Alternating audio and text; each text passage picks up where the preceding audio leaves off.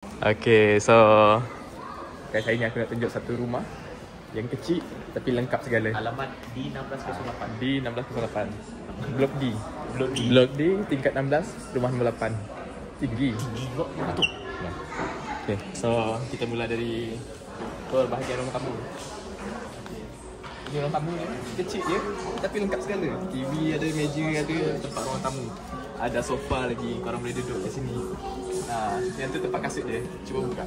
Ada kasut tak? Ya, ada. Ada kasut ni. Okay. Ada kasut. So ini ruang tamu. Lengkap ni, semua ada. Ada almari, kabinet, tempat letak meja, lampu. Lepas tu ni dining room dia. Tempat korang makan apa semua. So kita estimate rumah ni ada 4 orang lah. Pasal ada 4 kerusi. Bilik-bilik. So ini bilik untuk anak lah. Anak masih kecil. Dia besar katil dia tukar. So tak ada masalah. Tengok, luas. Luas. Aku boleh berlari.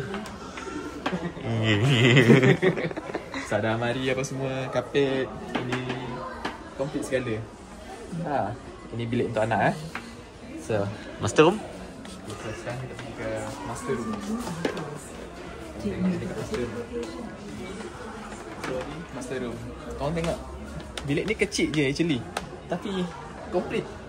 Aku tak tahu macam mana dia dapat idea untuk memuatkan semua ni.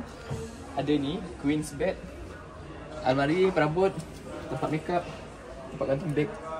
Cukup dah. Tak perlu besar pun. Macam ni pun dah cukup dah. Dalam ada barang tak? Jom tengok jap. Ada sini. Ada barang siap.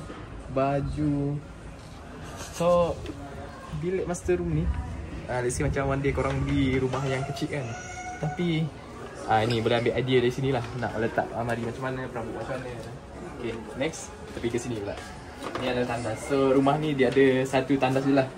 Dekat tandas ni pun cukup luas. Kalau nak shower, tandas ada, toilet bowl, sinki pun ada. Complete.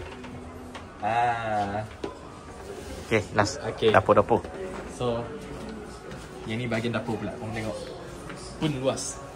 Aku ada ruang lagi berjalan. So dekat dapur ni pun lengkap. Dia ada sinki apa semua ni kan, tempat letak pinggan, tempat masak. Lepas tu sini nanti korang boleh letak daging ke apa ke, letak barang semua. Peti ais pun ada ruang lagi.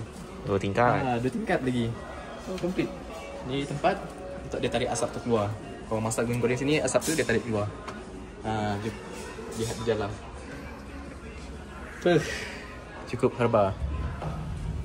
So macam yang korang tengok, rumah ni dia kecil je tapi muat segala. Ruang tamu, bilik ada 2, tempat mandi, tempat makan, dapur.